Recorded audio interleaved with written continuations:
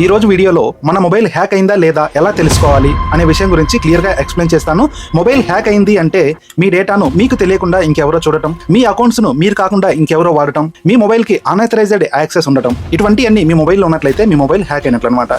ఈ వీడియోలో నేను మీకు చెక్ చేసే మార్గాలు చెప్పడమే కాకుండా ఈ వీడియో చివరిలో మొబైల్ హ్యాక్ కాకుండా ఉండే జాగ్రత్తలు కూడా క్లియర్ గా ఎక్స్ప్లెయిన్ చేస్తాను. కాబట్టి ఈ వీడియో చివరి వరకు చూడండి. అలాగే ఈ వీడియో మీకు యూస్ఫుల్ అండ్ హెల్ప్ఫుల్ అనిపిస్తే వీడియోని తప్పకుండా లైక్ చేయండి. అలాగే మన ఛానల్ ఫస్ట్ టైం మీరు విజిట్ చేస్తూ ఉన్నట్లయితే ఛానల్ తప్పకుండా సబ్స్క్రైబ్ చేసుకుని పక్కన బెల్ సింబల్ కూడా యాక్టివేషన్ చేసి పెట్టుకోండి. అలాగే ఈ వీడియోను లైక్ చేయండి. ఫస్ట్ వచ్చేసి call forwarding. Dial pad open చేసిన తర్వాత ఇక్కడ కీప్యాడ్ లో *#67# అని చెప్పేసి మీరు కాల్ చేయాలన్నమాట. కాల్ చేసినట్లయితే ఏమైనా కాల్స్ లేదా డేటా ఫార్వర్డ్ అవుతున్నాయా లేదా అనేది మీకు తెలుస్తుంది అనమాట.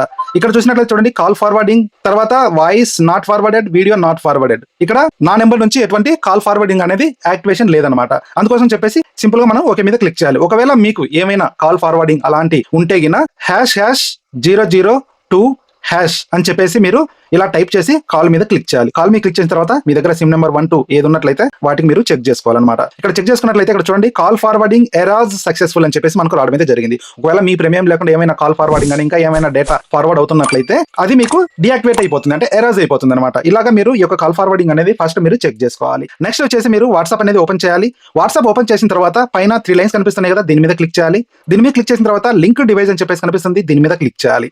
ఇక్కడ మీకు తెలియని డివైస్ కనిపిస్తే లేదా మీరు ఉపయోగించిన ల్యాప్టాప్, మొబైల్ ఇంకేమైనా కనిపిస్తే మీ వాట్సాప్ ఇంకెవరో వాడుతున్నారన్నమాట.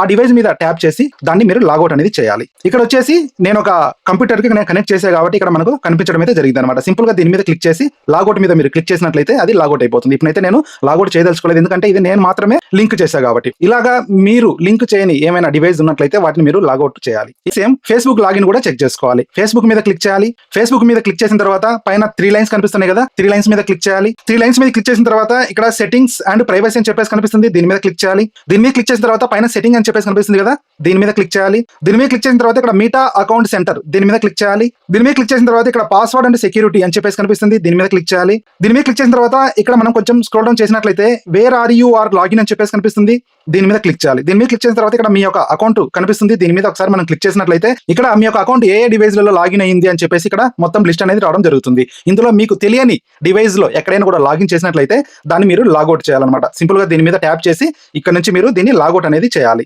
ఇలాగా మీరు ఫేస్బుక్ కూడా చెక్ చేసుకోవాలి, అంటే ఫేస్బుక్ లో కూడా మీకు తెలియని లాగిన్స్ ఏమైనా ఉన్నాయా అని చెప్పేసి. నెక్స్ట్ వచ్చేసి జీమెయిల్ అకౌంట్ కూడా చెక్ చేసుకోవాలన్నమాట. ఎందుకంటే ఎక్కువ హ్యాక్ అయ్యే ఛాన్స్ జీమెయిల్ కే ఉంటుంది అనమాట. ఎందుకంటే ఒకసారి మన యొక్క జీమెయిల్ హ్యాక్ అయిందంటే మన మొబైల్లో ఉన్నటువంటి డేటా అనేది వారు యాక్సెస్ చేయడానికి చాలా వరకు ఆస్కారం ఉంటుంది. అందుకోసం చెప్పేసి ఫస్ట్ ప్రయారిటీగా మనం జీమెయిల్ కూడా చెక్ చేసుకోవాలి. సింపుల్ గా మీరు పైన ప్రొఫైల్ సింబల్ కనిపిస్తుంది కదా, దీని మీద క్లిక్ చేయాలి.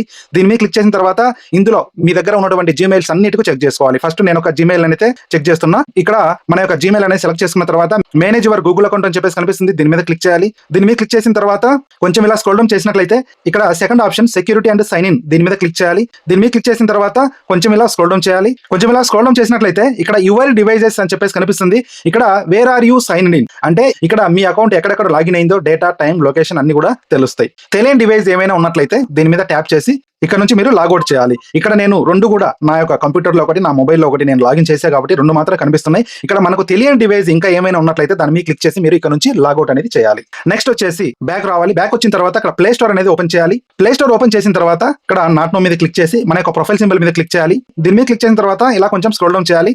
స్క్రోల్ డౌన్ చేసిన తర్వాత ఇక్కడ ప్లే ప్రొటెక్ట్ అని చెప్పేసి కనిపిస్తుంది, దీని మీద క్లిక్ చేసి స్కాన్ చేయాలన్నమాట. ఇందులో ఉన్నటువంటి యాప్స్ అన్ని కూడా మనం స్కాన్ చేసుకోవాలి. ఇక్కడ సింపుల్ గా స్కాన్ మీద క్లిక్ చేసినట్లయితే ఇది మనకు స్కాన్ అయిపోతుంది. ఇలా స్కానింగ్ తర్వాత ఏమైనా హార్మ్ఫుల్ యాప్స్ ఉన్నట్లయితే ఇక్కడ రెడ్ కలర్ లో వస్తుంది.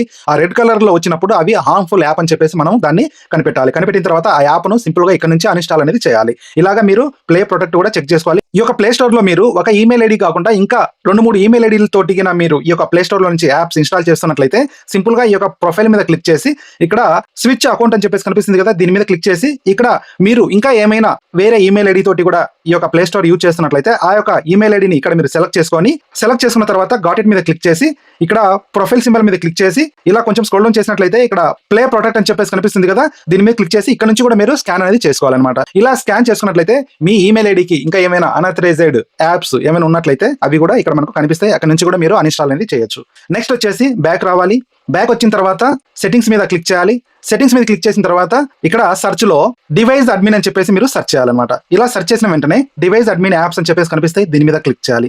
దీని మీద క్లిక్ చేసిన తర్వాత ఇక్కడ డైరెక్ట్ గా మీకు ఇలా వెరిఫికేషన్ కోడ్ ఎంటర్ చేయమని వచ్చిందంటే ఇంతవరకు దీన్ని మీరు యాక్టివేషన్ చేయనట్లు. ఒకవేళ మీరు యాక్టివేట్ చేసింటే ఈ యొక్క కోడ్ అనేది ఇక్కడ అడగదు. మీకు తెలియని డివైస్ ఏమైనా పర్మిషన్ ఇచ్చింటే ఇక్కడ మనకు కనిపించడం అయితే జరుగుతుంది అనమాట లింక్ డివైజ్లలో. అలాంటి ఏమైనా ఉన్నట్లయితే మీరు అక్కడ నుంచి కూడా వాటిని డియాక్టివేషన్ అనేది చేయొచ్చు అనమాట.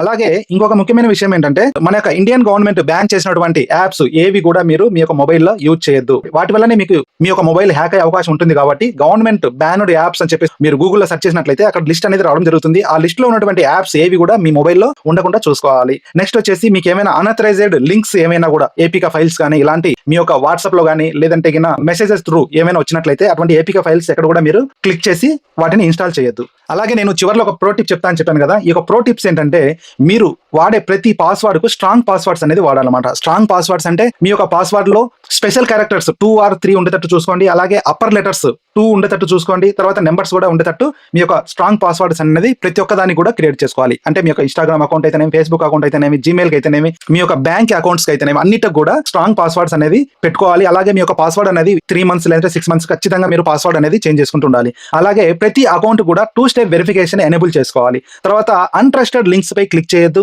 ఇంకోటి ఏంటంటే పబ్లిక్ లేదంటే ఓపెన్ వైఫై ఏదైతే ఉంటాయో వాటిని కనెక్ట్ చేసుకోవద్దు. అలా కనెక్ట్ చేసుకున్నట్లయితే మీ యొక్క మొబైల్ కానీ ల్యాప్టాప్ కానీ హ్యాక్ అయ్యే అవకాశం ఉంటుంది.